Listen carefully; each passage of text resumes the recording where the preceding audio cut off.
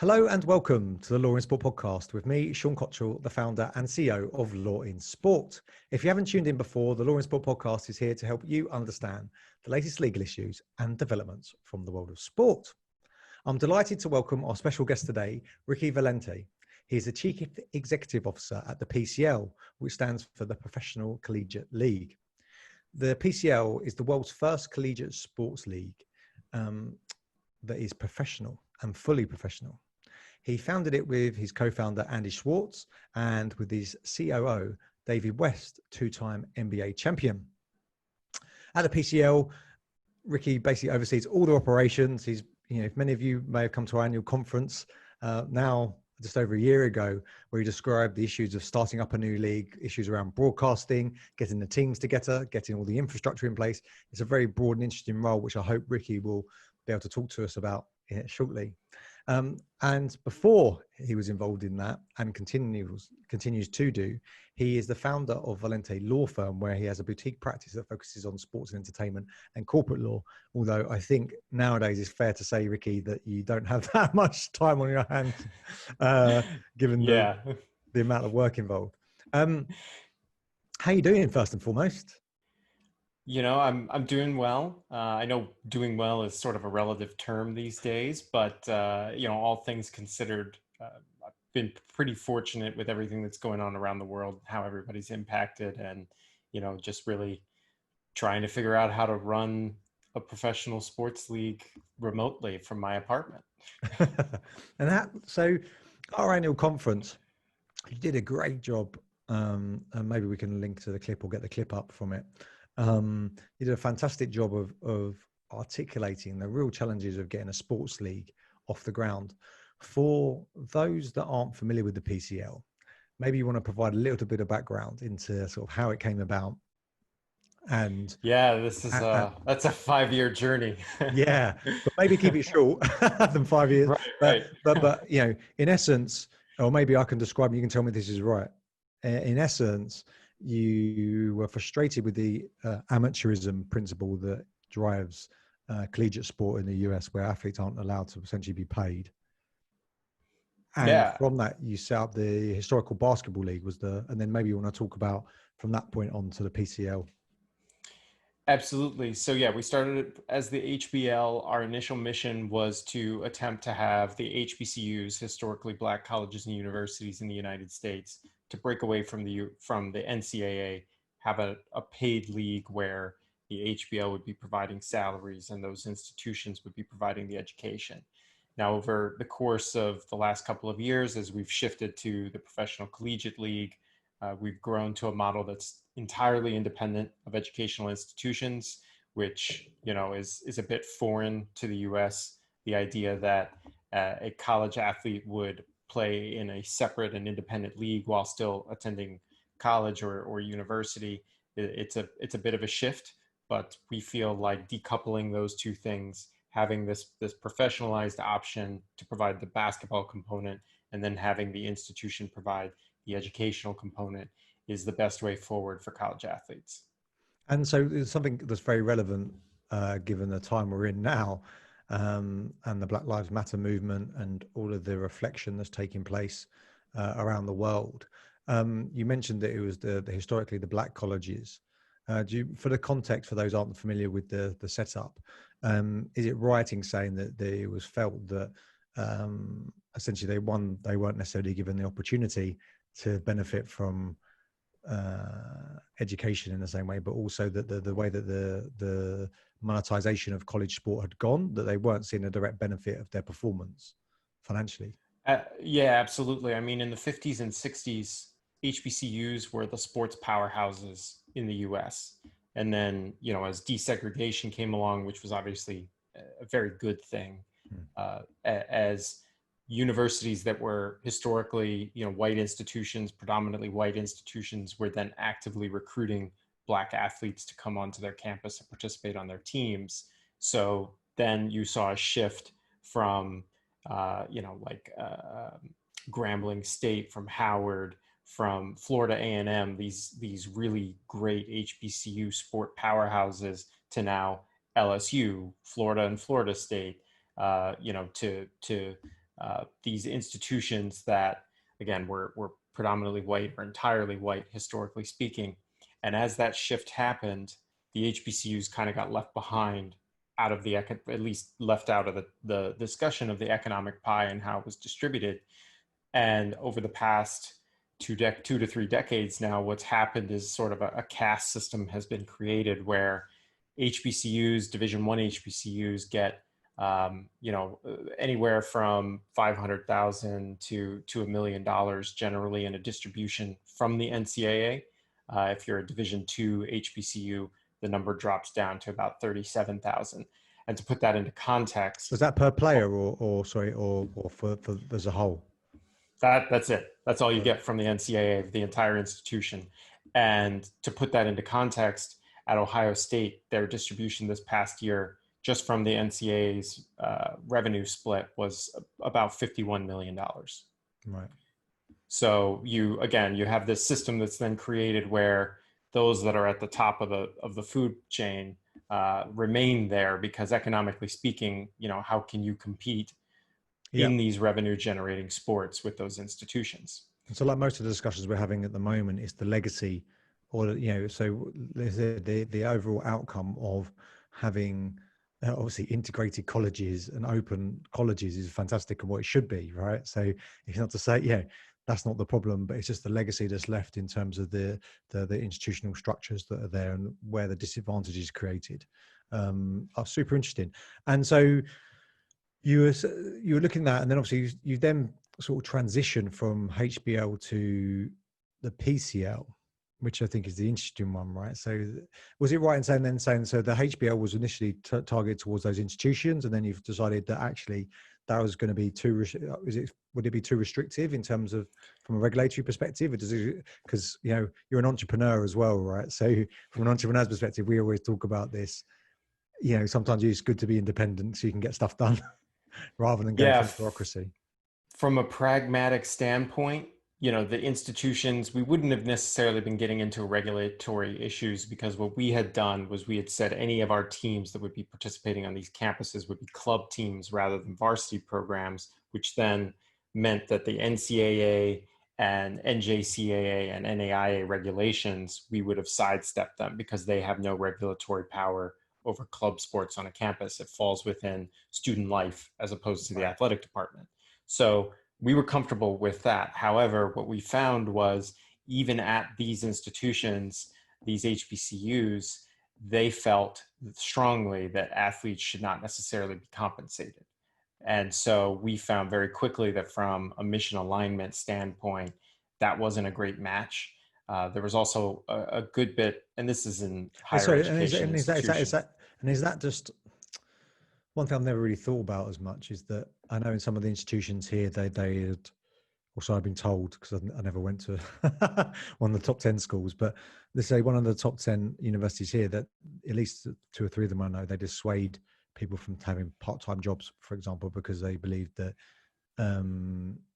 it distracts them from their studies. And I'm sure it does actually, but nevertheless, people often need to earn to put themselves through university.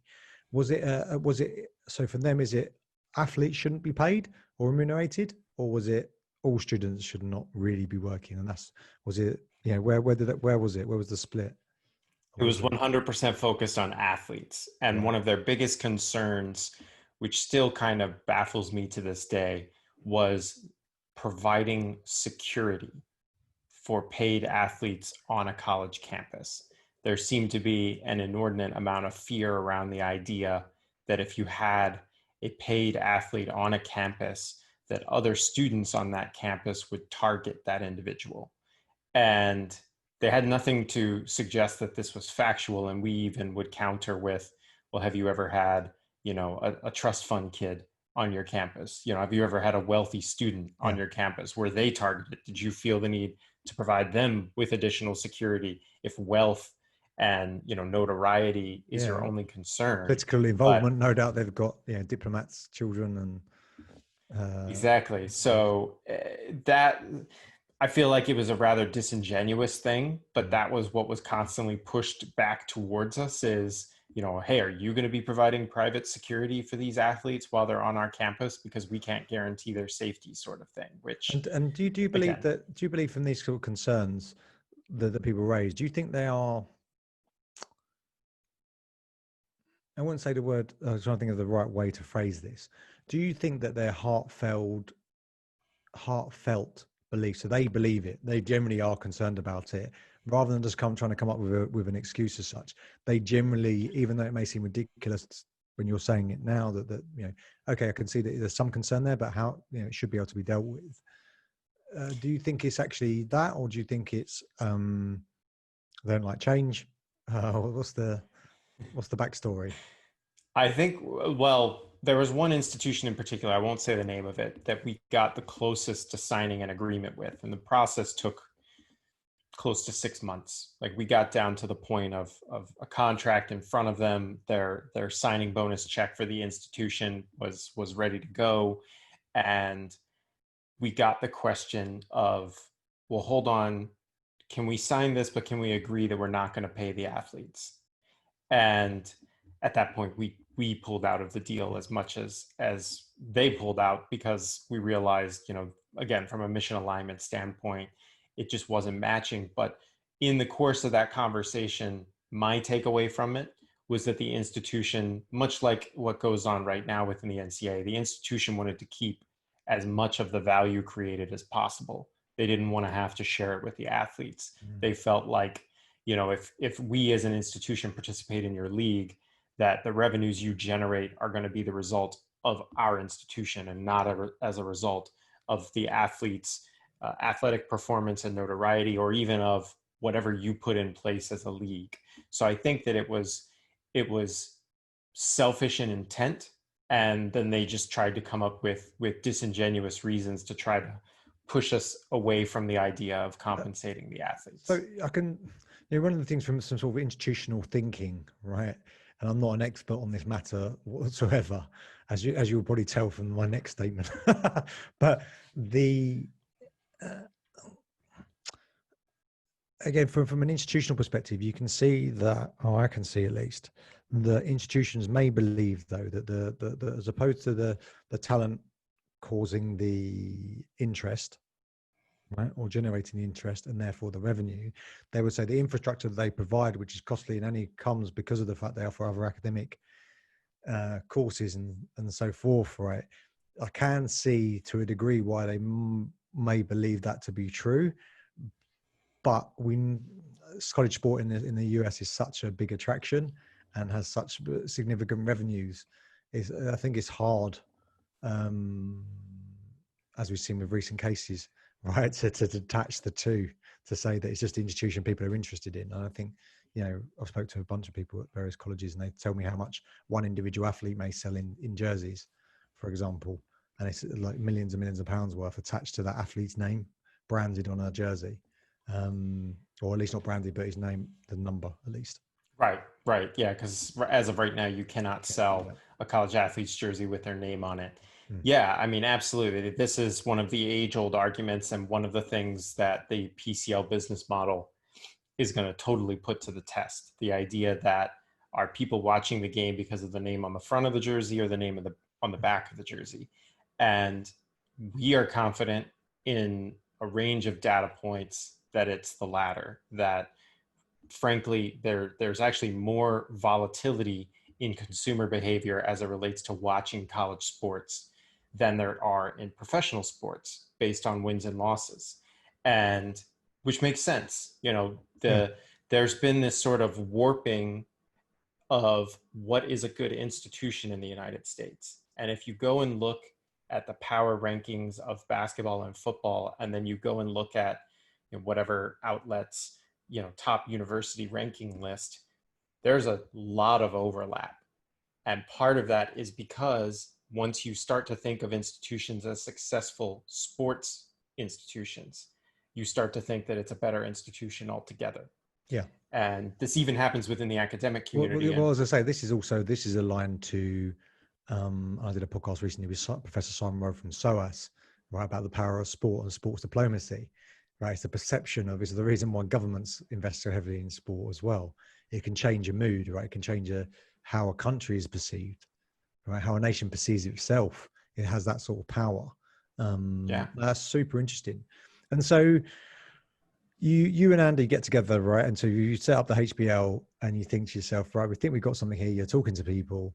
At what point does David come on board? Is he is he the next person, or So the next person, how did you go about building the team? Sorry. yeah, the third person in was actually Keith Sparks, our chief development officer. He's our fourth co-founder. Keith was formerly the associate athletic director at Stanford. He also, from there, he was a labor attorney in California and then transitioned into clean energy for the last 15 to 20 years or so. And really, the way that we were able to start building our team to get our first round of investment into the league was through Patrick Ruby's Vice Sports article on the league. That Amazing. came out. Andy and I, up to that point, Andy and I had been on and off working on this together for a little over a year. We'd been doing it sort of the right way, NDAs, confidentiality, super secretive, trying to do everything behind the scenes. And then I remember some of our discussions where you'd be like, I can't tell you in a month's time, 2 months time, I'll tell you what's going on. Yeah. And we reached to this point of like, all right, whatever happens, happens. If some wealthy person comes in, scoops our idea, and makes this happen before we can make it happen, then at least the good of having this opportunity for college athletes has been created. So we gave Patrick the green light to do the story, spent a lot of time with him. He wrote about it. That, like I said, brought Keith on board, brought the first wave of investment on board. And it was about 18 months or so after that. Well, really, it was about a year later. We had started going through the process of identifying people that we felt would be the right candidate for our COO position. And we wanted to have somebody that had a lot of basketball experience, because one of the knocks that we had to that point, for those that have seen or met Andy, he is I'm going to get his height right, 5'7" economist. And everything that you might stereotypically think of when you think of an economist, that's probably Andy to a T. He doesn't scream basketball star when you look at him.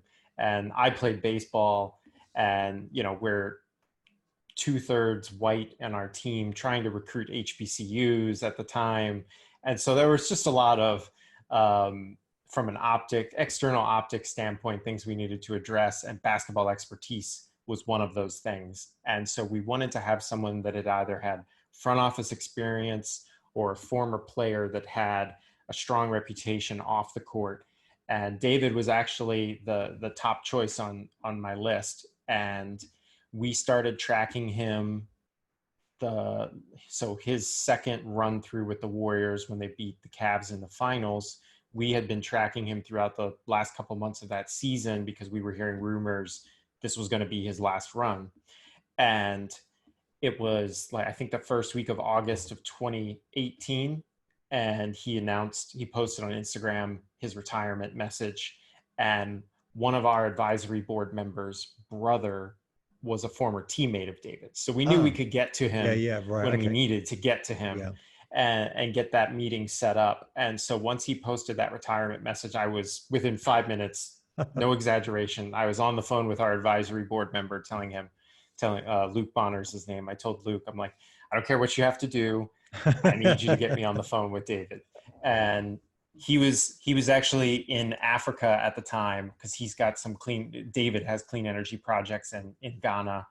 And I think they're also now in Nigeria and maybe even the South Sudan. Right. And so he was over part of building a court, helping with a couple of villages that he's been to in the past. So he was totally out of touch, in terms of us being able to get on the phone. But once he got back, we got on the phone a month later.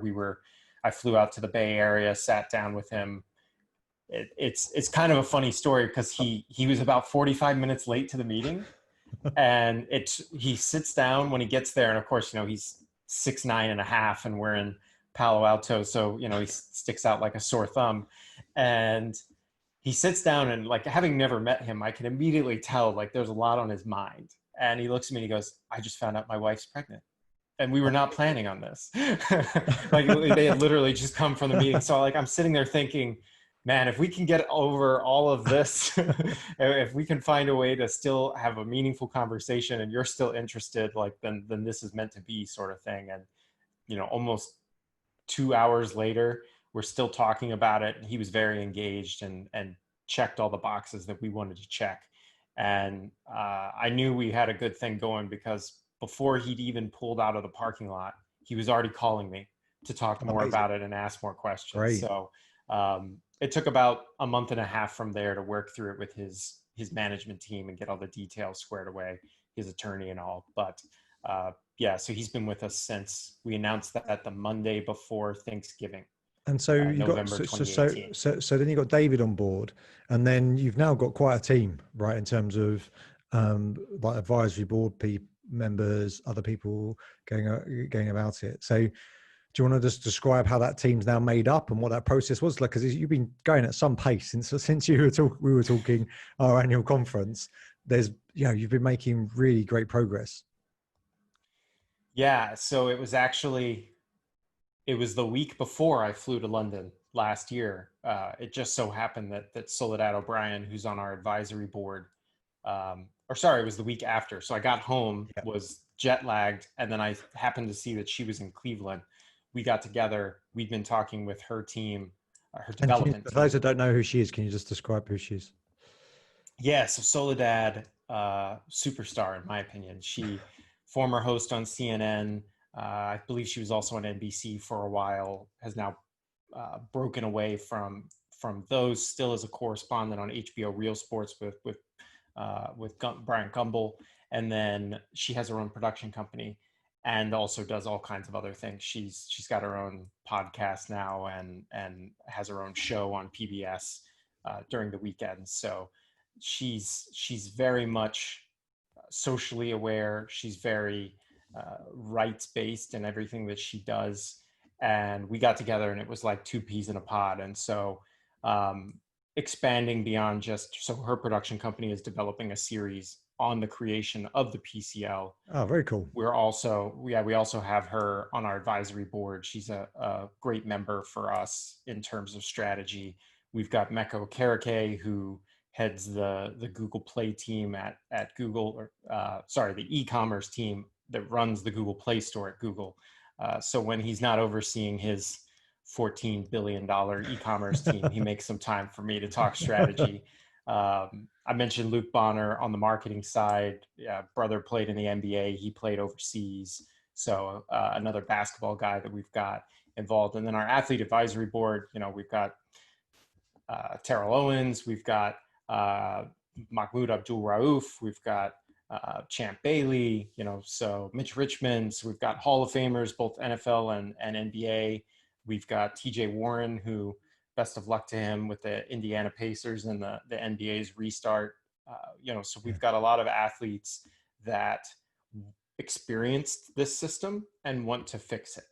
And because we talked, so on that we talked about this because there was Andre Iguodala who's on your podcast, I believe, right? Yes. So do you want to shout out your podcast so those people can take a listen?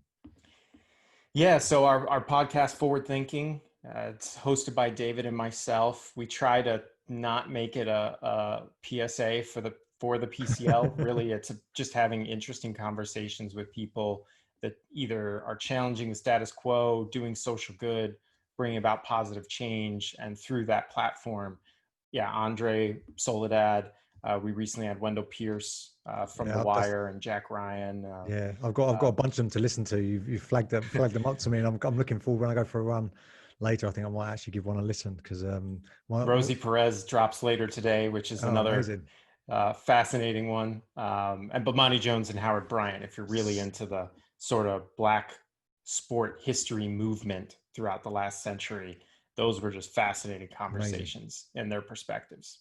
Well, I think it's very, yeah, at this moment in time as well, I think, no doubt they'll get a lot of traction and a lot of listens. I'm certainly going to listen to them. And the reason why I brought up Andre Iguodala was that he was on the Breakfast Club show in which he talked about the league. Because I remember listening to it and just being, oh, right, great, it's amazing. But it was surprising because the perception being that externally, being quite a big basketball fan, used to play basketball, and not that it was ever going to happen, but having dreams of going to the NBA, the win was always, if you can get to the NBA, that'd be amazing. And they've got a lot of great processes in place and everything else. But he still indicated on that show that he wasn't happy with particularly that pathway from college to professional. And even in the professional, he said there was things that could be improved on, particularly around, I think he was talking about club ownership or team. So we call club team ownership. It was quite surprising. I remember at the time thinking, wow, okay, you would have thought a multi-million paid basketball player doing really well, an influential individual generally, you would have thought he would have been quite happy with everything. But he seemed like at the time that he was quite keen on what, particularly because he's friends with David West, what was going on with the PCL, which I just thought was fascinating. Yeah, and he gave us no heads up. Like that was he within the span of a week he did it on Breakfast Club, and then during the Raptors Warriors finals, he got asked a question about college sports and mentioned us there too. So we didn't know he was going to do either of those things. And he's a much like David, very critical thinker. I mean, frankly, he was on that list too, but we knew that Andre was a few years younger. The odds of him retiring in time for us to make a run at him were substantially lower. So, that entire team, frankly, as much as I dislike complimenting them because they beat my Cavs 3 times, between Andre, David, Sean Livingston, Steph, even Draymond, those guys are really critical thinkers about these models.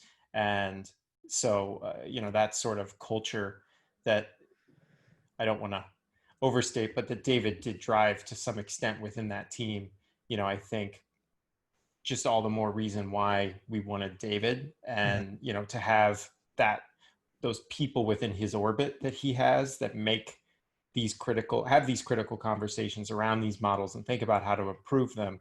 Andre, Chris Paul, who's another former teammate of David's, are the 2 player representatives, president and vice president of the Players Association right now. And so, those 2 are the ones that have really led the conversation on behalf of the athletes with the NBA in this restart, how they're going to respect the Black Lives Matter movement, how they're going to respect, all that's going on globally, politically, and have a platform to, express and not in any way, shape, or form compromise or take away from what needs to be said and what needs to happen right now societally. So, they're a testament to how well these players are finding their voices and feeling empowered within the NBA right now. It's interesting as well on that point because there's not there is a body, but again in college sport you don't have that union. They try to unionize, they're not able to unionize. They've got a representative body, I believe, that's starting to get some more traction, but it's not the same, which again is just an interesting dynamic of US college sports. And so what's interesting, and I think this is fair to me to say, and I believe this to be true, so I'm going to say it. But one of the things that I find fascinating is that you've managed to get traction, and respectfully, right? It's not like you're hanging around NBA stars, all the time, just as in casually. It's not like you're an agent or stuff like that. You acted for various, actors and actresses and sports stars, but it's not like you would have swan. It's not like you're in the middle of Hollywood or somewhere like that, or New York, where you're just going to all the right bars and stuff. The right people. Is it fair to say then that one of the reasons that you've got so much traction with this amongst the players is because it's not just a money play, right? Obviously, you would like to think you're a good commercial model, but it's not just a money play, is it? There's way more to this. Yeah, I mean, absolutely. And that was how we were able to get David on board. And that was one of the things that he was most critically focused on, was exactly what is the opportunity for the athletes that go through this league? How have you built this model that we're going to provide for better outcomes for athletes beyond just the fact, obviously, getting paid is great. getting recognized for your value is a great thing, but there has to be more than that. And, so our regular season, for example, and playoffs are played during the summer as opposed to during the school year, so that our athletes during the school year, we're not pulling them out of class. The typical Division I NBA, or sorry, the typical Division I basketball player in the NCAA is going to miss between 25 to maybe upwards of 40% of their coursework. And I don't care how smart you are, if you're missing 25 to 40% of your classes, you're not getting the full benefit of that class. Absolutely. And so for us, it was not just, okay, let's pay players, because that's pretty easy to do, frankly. You can just start a league and start paying them. And frankly, it would make the economic model make a little more sense. But for us, it was about, from an academic standpoint, so we have our for-profit entity, which owns and operates all of our teams. Then we have our affiliated nonprofit entity, which provides scholarships to athletes to attend 2-year, 4-year accredited trade and vocational programs, online schools, so that on a go-forward basis, we know that they're going to get that educational opportunity and experience. And to keep the HBCU component alive, every city we chose has at least one HBCU in it. Several of them have as many as 3 or 4 that the student could potentially attend and still participate in our league. So we wanted to align in markets that had not only top choices, but a variety of choices. Because super interesting. Yeah, it's really interesting. Yeah, one of David's criticisms of his experience and experience of other teammates is it becomes very square peg round hole. It's like, here's what classes you can take to minimize your overlap with practices, with your travel, with your games. And that coursework is not going to look great on paper. That's how you end up with the UNC situation, where you've got basket weaving and Swahili, and you walk into the classroom, you press the space bar and you get an A. Like, okay, I could have done going to university like that. That sounds great. I would have taken that's supposedly, and people kind of joke about it, but like, that's the value that UNC is supposedly providing to that athlete to come to UNC. You're not really getting that $60,000 or $70,000 ticket price, whatever their out of state is now. You're getting a heavily discounted value for your services, and that's the only value they can provide you. Yeah, it's interesting. So just giving them a freedom of choice. I remember there was a guy who was a Super Bowl winner on I should probably say Super Bowl champion player, who was talking about his experience in college, about how he was treated by the strength coaches on the football team. And he said they'd follow him around everywhere with his training plan, and he'd get really annoyed because he'd say, I'm not demotivated. I'm actually motivated because I'm trying to get a professional contract. I want to train. Why are you following me around everywhere? But the thing that was interesting about it, he wanted to do, I believe, either something like, it was like a physics or something like that, right, that he was going to do. And then instead he did a business course because he couldn't get the timing of the schedules to work around it. So now he's back at university doing the course that he wanted. And that highlighted that. I remember thinking at the time, that seems problematic to me, that if you're going to go to an academic institution and you're going to do well in an academic institution, you should probably do a course that you actually really want to do and that you're motivated to do. No, it's very interesting. So it's fascinating. And I like the, I'm a big fan of freedom of choice. I'm a big fan of social mobility. I like the fact that you can select where you're going. And again, it seems like there's it just creates another model, right? If you can have the NCAA model still running and you can still offer what you're doing. It's quite interesting to see how that plans out. And I said the data from it will be interesting. So now we're at the point then. So you've got, this is say you've got good support from top players. You've got a great team of people around you now, advisory board, etc. You're looking at it, and you had worked out at the conference, you were saying you'd worked out what to do around venues and the cities that you chose initially. So is it right, 8 teams initially? Is that correct? That is correct. Yeah. So I said it. I did read the information. I was paying attention. So 8 teams, and you worked out what to do with venues, because that can be a problem. Obviously, it can be extremely expensive in terms of infrastructure to have a location. So do you want to just tell people what you were going to do in that regards? Yeah. So I will say, with everything that's going on, obviously for our listeners that are not in the US, we have not handled COVID well at all. And from a sports perspective, it's been especially disruptive.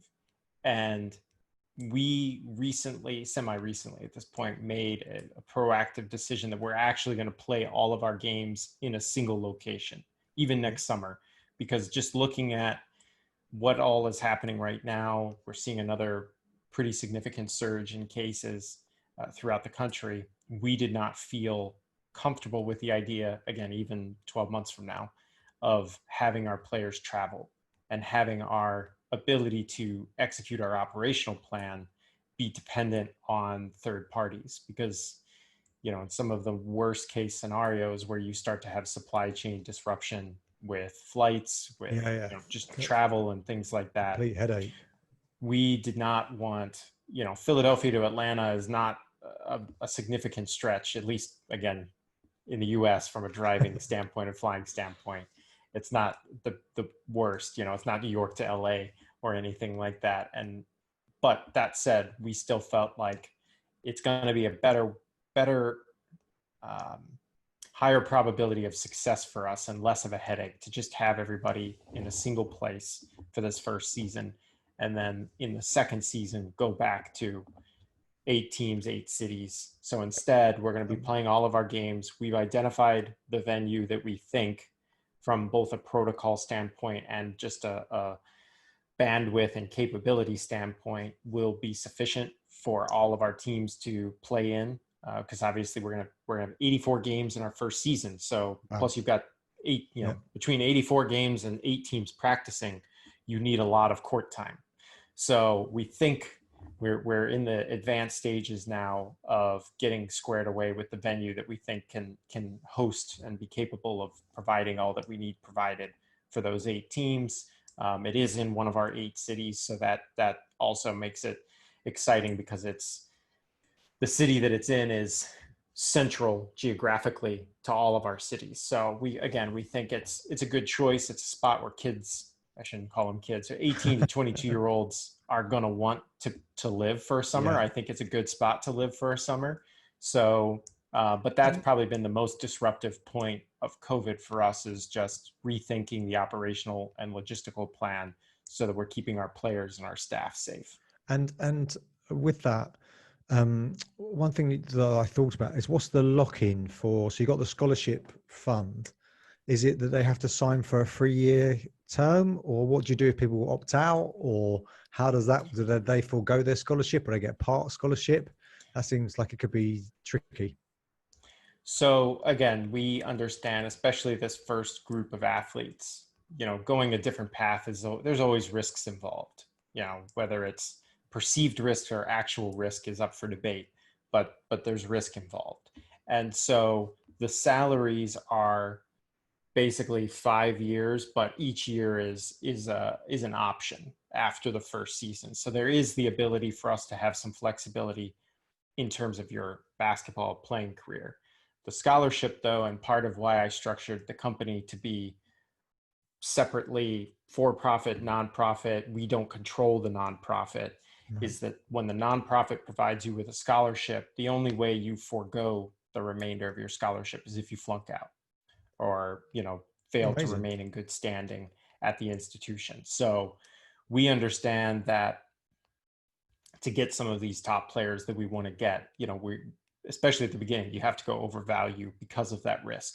So at least for that first class of players, and we're hoping for the entirety of the existence of this league, that your scholarship is 5 years guaranteed. Wow. Your salary is a different conversation, but the scholarship is 5 years guaranteed. I'm going to get myself training. Put me down. I'm ready to just dust off the cobwebs, do my plyometrics, and see you get 5 years. That's really good. That is really attractive. No doubt that is, you know, as you said, intentionally done so. That's got to be very attractive to individuals, because it's like, you know, in theory, you get through the one competition, and then, you know, you're going to be good, and hopefully you'll be incentivized to go back because you earn some more money as well from it, you know, and presuming it all goes well. But that's really, really good. That must be, How's that bit? Let me ask it this way then. I'm assuming I'll ask you the direct question.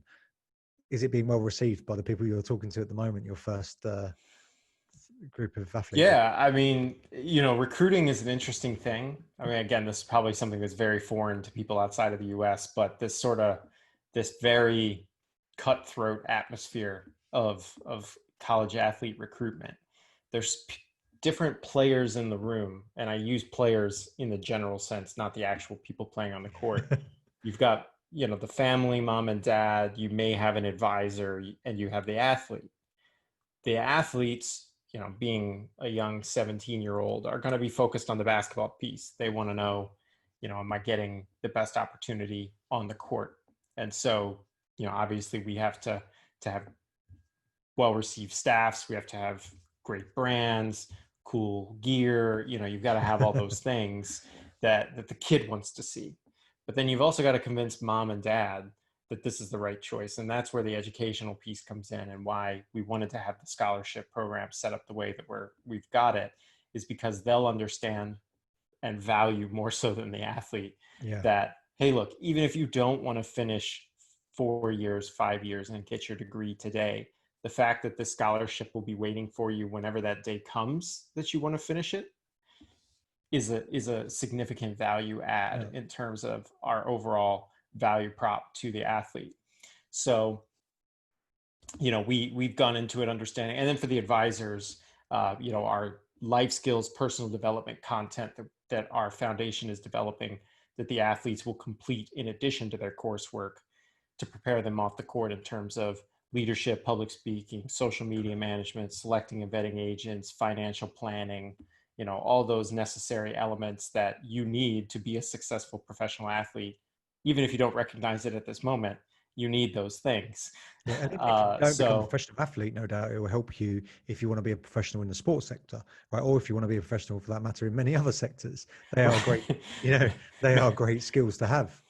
Right. Knowing how to be a leader, knowing how to manage your money, understanding real estate, like those are things you're going to carry with you. The more you talk about this, I'm literally going to sign up. I'm going to, I've got, when's it start? I'll see if I can suddenly. Next June, you've got 11 and a half months to get ready. Yeah, I'd have to there have to be way over personal best. So that's not happening. But no, I like the thinking behind it though, because, and this is where we talked about this earlier in the week when we had a brief catch up, right? It's a difference between, I've seen many leagues come and go, and we had the conversation about them at our conference. And it's a difference between if you actually have genuine, and I believe you guys do have genuine intentions from the outset and values that are embedded in the organization, because immediately when that obstacle comes up, you don't try and fudge it. You go, oh, right, this is how we can do it, and make sure that we address that concern.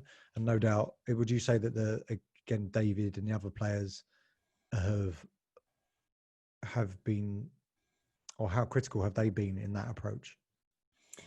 Yeah, we have a lot of names that are involved, but to your point, the only people that get through the door that get to be involved with us are people that we see eye to eye with in terms of the mission. Like, it's not a name grab for us. Like, and it can't just be a passive thing. We need to know, okay, if you're on our advisory board or our athlete advisory board, like, obviously I'm going to be cognizant of your time. Everybody's busy. Everybody's got a lot of stuff going on. But if we reach out and we have a question or we want your advice, I need to know that they're going to answer that email, pick up that phone, whatever the case might be. And so, there are other people we could have gotten involved that would have been a name grab situation. And, we decided to turn those opportunities away. And, everybody understands within our team, it's a very collaborative team. We've certainly shifted plenty of times on either, overarching important critical elements of our plan and smaller details. So everybody knows they have the opportunity to speak up and say, well, let's think about it this way. Doesn't mean we're always going to make the shift, but we will at a minimum go through, play out what that looks like. And if we think it makes it better, make the change. which seems very sensible. You'd like to think other organizations take a similar approach, but I think we're seeing at this moment in time that's not always the case. And so the main revenue driver for this in year one, is there any main revenue driver, or is it just to do proof of concept as such? But do you have what's your broadcast? I'm presuming broadcasting is going to be the main revenue driver. Is that a correct assumption? And if so, Yes. yeah, Yeah. I mean, probably the other significant thing that COVID has sort of had this inflection point for us to really look critically at what we were thinking about. There's some things that we want to do from a digital activation standpoint that might have seemed gimmicky before, but now when you think about fanless venues or limited fan venues, now it doesn't sound so crazy yeah, to do yeah, some of the things we wanted to try from a revenue standpoint that would look quite a bit different, that we believe commercial partners would be interested in participating in and give them a more authentic way to be involved with the product. So distribution is a critical piece of it, subscription revenue, which requires a quality product. People need to not only tune in once, we need to have a stickiness factor involved there to keep them coming back. And then, the sort of foundational partners, your apparel partner, financial services is going to be an important one for us. Just because, again, we want to have that legitimate outlet for our athletes to learn on that front. yeah. The distribution partner, our coaching staffs. And so, really it's about building an organization that represents societally what's happening right now. Our management team, our advisory boards, I would run that up against, in terms of diversity, I would run that up against definitely any sports organization in the US. And I think that we would hold our own, if not come out on top, in terms of not only diversity of color and sex, but diversity of thinking and background. So we've tried to really be a diverse collaborative team that will come up with creative ways that we can generate revenue and not just turn an idea away because it hasn't been done before.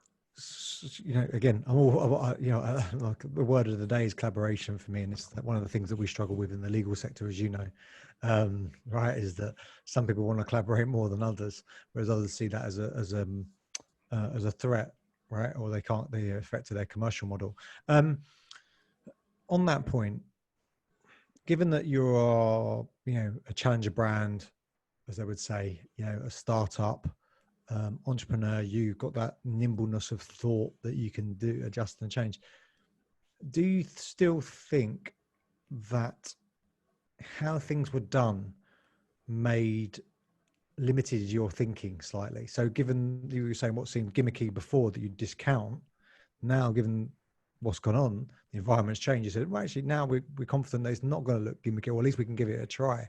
So do you think that, as someone, I know that you're quite self-reflective, do you think that you were, even though you're quite, I said, nimble with thought, trying to be adventurous, trying to be bold in what you do you think there was still a bit of, let's just say, legacy of what has happened in the past that was preventing your conviction in getting some of those ideas coming through?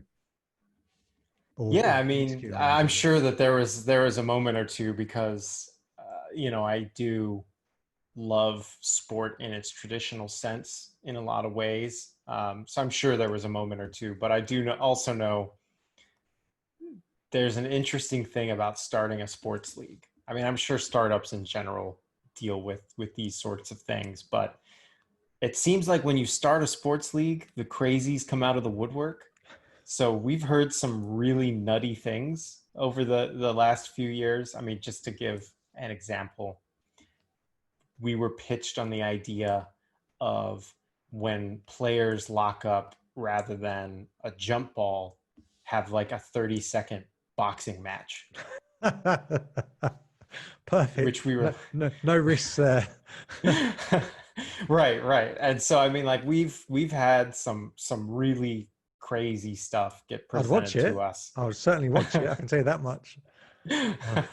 Yeah, we very quickly passed on that one because we're like, well, from a liability standpoint, no insurer would come anywhere near us, uh, and it kind of played, again, going back to our mission and what we're trying to do, it's as much about athlete empowerment and sort of rewriting the perception of college athletes in basketball, which in the U.S. tend to be Black men.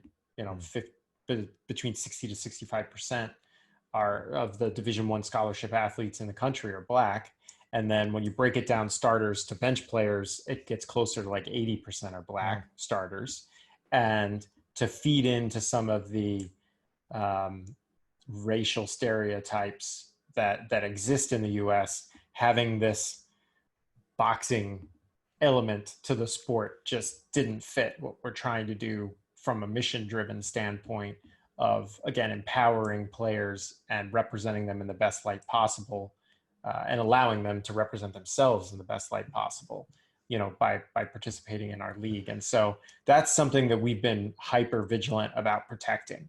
Is a lot of people have, again, I go back to, if we just wanted to start a league where we could pay players, we could have done that a long time ago. There's a lot of people that will come to us and be like, you really don't need the educational thing. You can just drop that. That'll make your lives a whole lot easier. And I do agree, it would make our lives a whole lot easier. But then I think from a value proposition standpoint to the investment community, to our advisors, to the athletes, it becomes significantly less in the long run to not have that educational component. Because that's, again, we're trying to build people as much as we're trying to build basketball players. And so for me, I've been very protective of that. Yeah, and I can tell. And one of the things, actually, when you first said, I've got this exciting project, this is what we're going to do. It's, just to get where you've got now, for those that are listening, is some challenge, right? It is a big, it's in a crowded sport like basketball in the US, that is very successful both from the college perspective and the professional perspective. To do what you've done and get traction, like legitimate traction from people, and get interesting investment, etc., is you've had to jump over a lot of hurdles to do that. And so it would have been very easy to compromise at some point in time. But it seemed to me now that you're benefiting off the insistence of sticking to your guns in terms of not compromising on your value system, which is great to see, right? And it also promises very, it's much more exciting what you're saying even now with the scholarships and stuff than it was when it was the HBL, in my opinion. It's it's a really, really good. So what would you say that is so things that I'm curious about before we go is that how have you weeded out the crazies? What's some telltale signs you can share with us? Because I'd like to know too.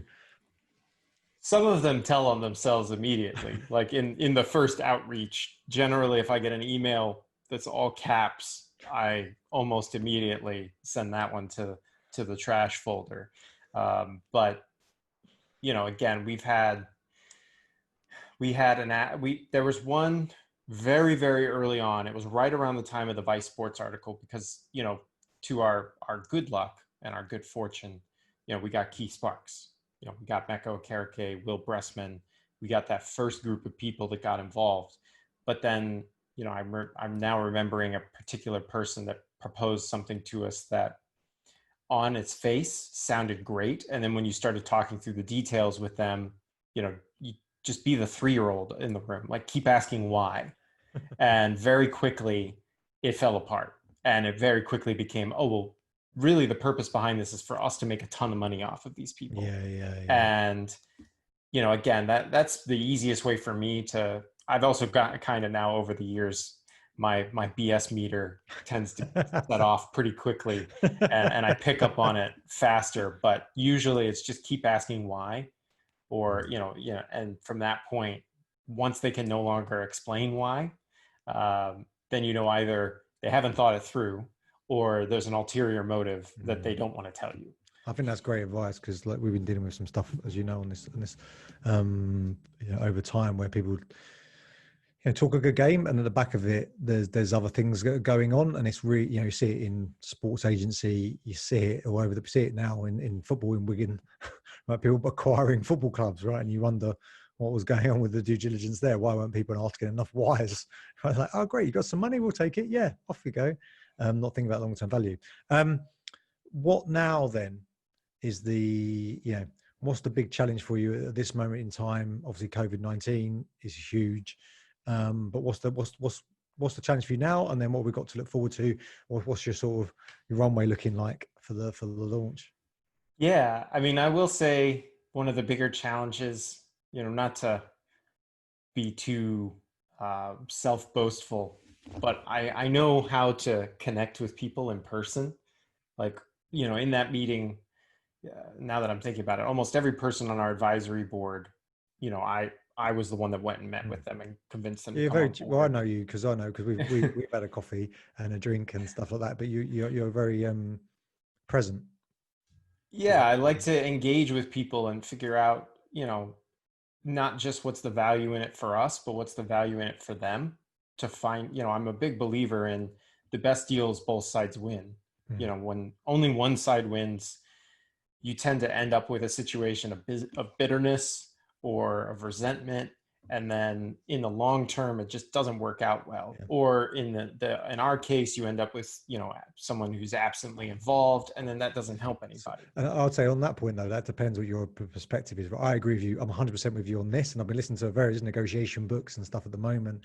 And again, if your win is though to earn as much money as possible at someone else's cost, right, or to get one over someone, then you may take a different view. But because they care less about the resentment that's caused, because for them the win is the bigger thing. So that's interesting. Yeah, so that's been a challenge. I mean, not having that opportunity to go and to sit down with people to get that sort of connective point at such a critical part of the development of the league, when we're working on commercial partnerships, when we're working on our distribution deal, when we're developing our team brands, when we're interviewing coaches. We have not announced who it is yet, but we do have one of our 8 staffs locked in. Cool. And it just so happens that is the one guy that I got to meet with in person before everything went crazy. We got the chance to sit down, have lunch. We live about 6 hours away of a drive from each other, so we met in the middle. So it worked out well. We got the chance to really get to know each other, and then, so not surprisingly, that situation played out in a very different way than people who have only ever seen me on a computer screen or talked to me on the other end of a phone. So, I mean, that's a challenge, but that's a challenge that everybody in every industry is dealing with right now. So, we're not special in struggling with that. But otherwise, I guess the key point there, so we talked about this on some unrelated point, but on on the work we've been doing on dispute resolution with my Rosen QC and the working group with this, like on how to deal with dispute resolution during COVID. And one of the things was about how do you assess witnesses, and that being like some people saying it's a big challenge, some people say it's less of a challenge, but definitely that human element, something I thrive on as well, like meeting people in person. And it's, you can get through it, and particularly if you know a lot of people. But if you're trying to make new relationships and new connections, it's really hard to get a true feel for what someone's like, when they're a bit grainy on a screen or. Yeah, I mean, I'd much rather be in London, us doing this over a pint. Exactly. Like, but we are where we're at right now. But that said, going back to the second half of your question in terms of what's next. So we will be announcing our first coaching staff soon. We're in the process of locking in a second one. We're going to be releasing the first 4 team brands within the next 6 weeks.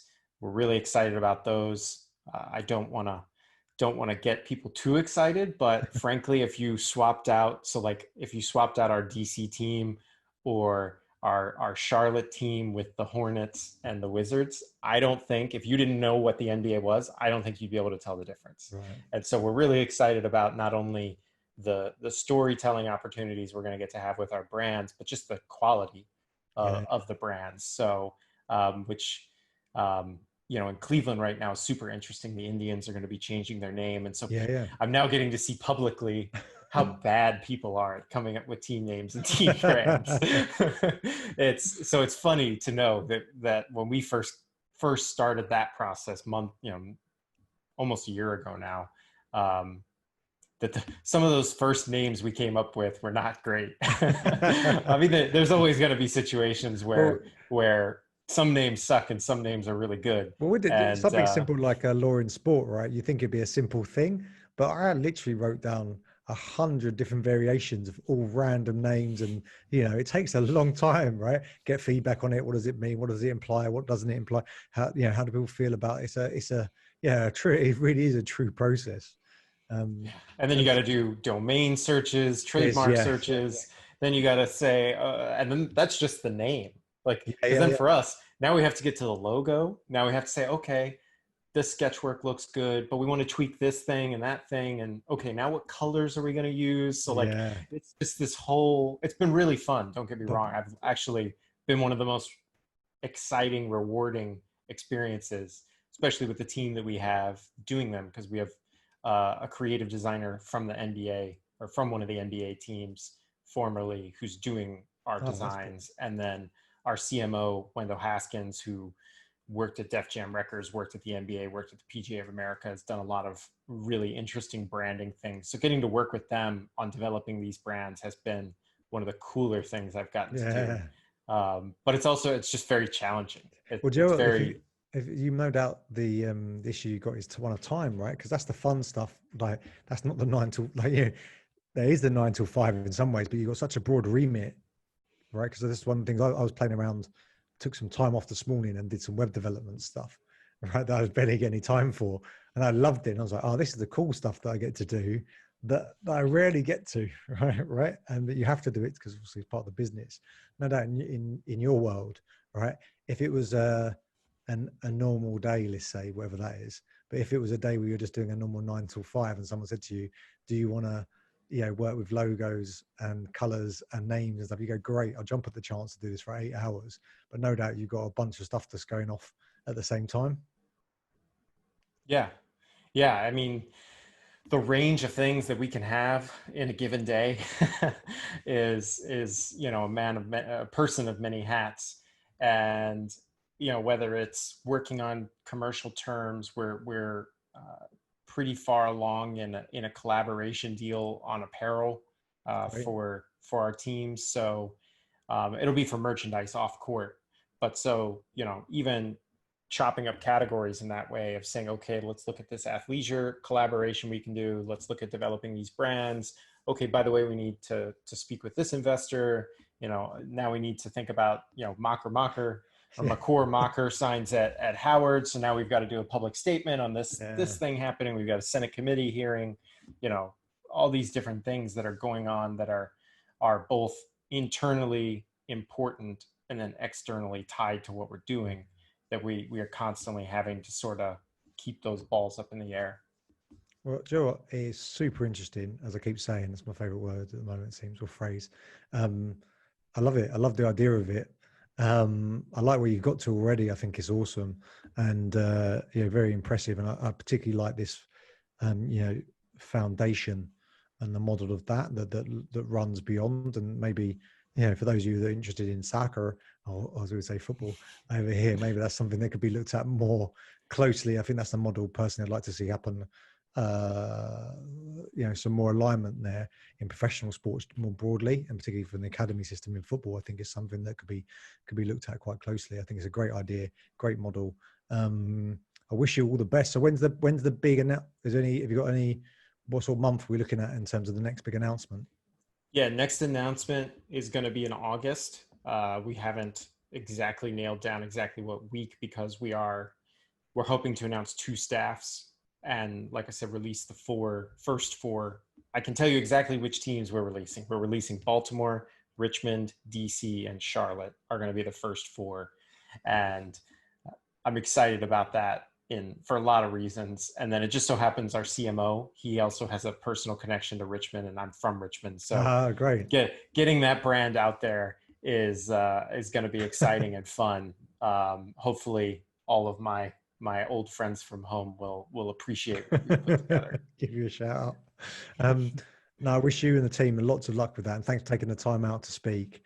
As I say, such a great project, and it's been brilliant to see the evolution of where it's come from as the idea when you were initially talking about it, how excited you were then, evolving into the PCL now, And I'm delighted as well that you stuck to your guns in terms of the, the motivation and the values that you bring into it, because that's the win here in it all. It seems to me that I wish you all the success commercially as well. But if you can make the impact that you want, then that is going to be something that'll be a real achievement. So I wish you and the team all the best. Thanks so much. Hopefully see you in London soon, or I'll see you in the States maybe. Yeah. We'll see. I appreciate it. We obviously will take all the good fortune and good luck that we can get.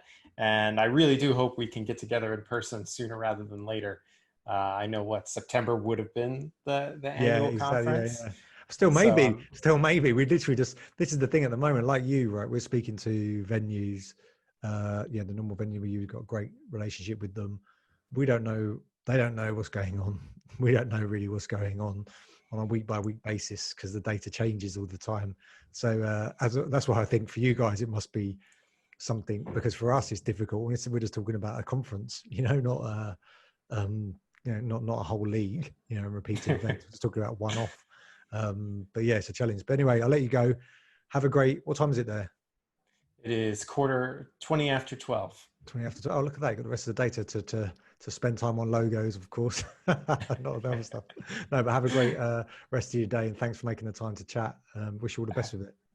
Absolutely, Sean. Thanks for having me, and stay safe to you as well as to the audience. Let me hit stop recording.